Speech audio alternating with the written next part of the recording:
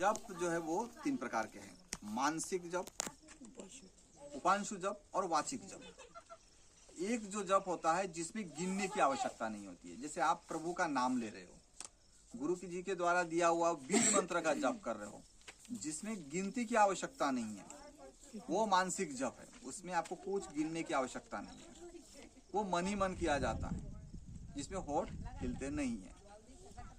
दूसरा जप का प्रकार होता है उपांशु जप। उपांशु जप वो होता है कि जिसमें होठ हिलते हैं, स्वयं का आवाज स्वयं को ही सुनाई देता है, किसी दूसरे व्यक्ति को सुनाई नहीं देता है, धीरे धीरे आवाज, वो उपांशु जप होता है। और तीसरा जो जप होता है वाचिक जप। वाचिक जप में इतना जोर से बोला जाता है कि भाई बाजू वाला जो व्यक्ति है वो सुन अरे उसको सुनाई दे, इतना ऊंचा आवाज बोलना पड़ता है। जैसे जो षटकर्मों में मारण हो गया, उच्चाटन हो गया, विद्वेषण हो गया, स्तंभन हो गया, ये सब कार्यों में वाचिक जप का प्रयोग किया जाता है। शांति कर्म, इसमें मानसिक या उपांशु जप का प्रयोग किया जाता है।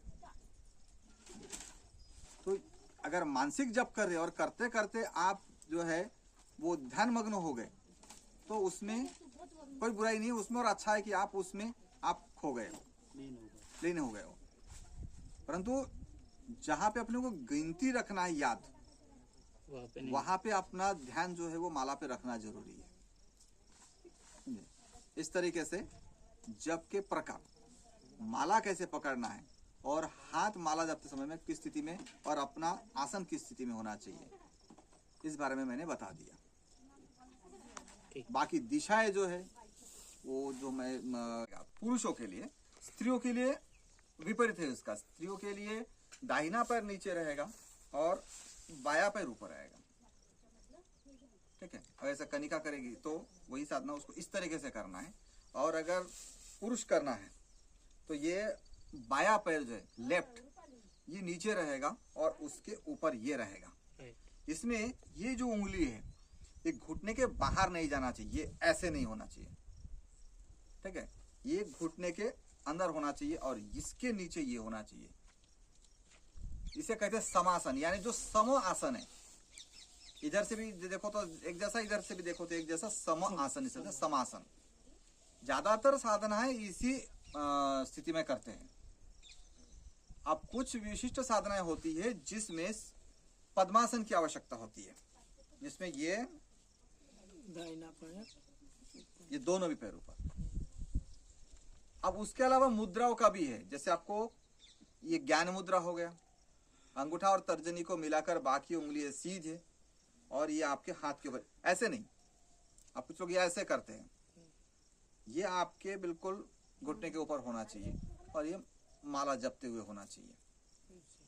इस तरीके से ये आपका हो गया पद्मासन, ठीक है। माला भी दे, गुरु बाबा के पास माला भी दे दो, ठीक है।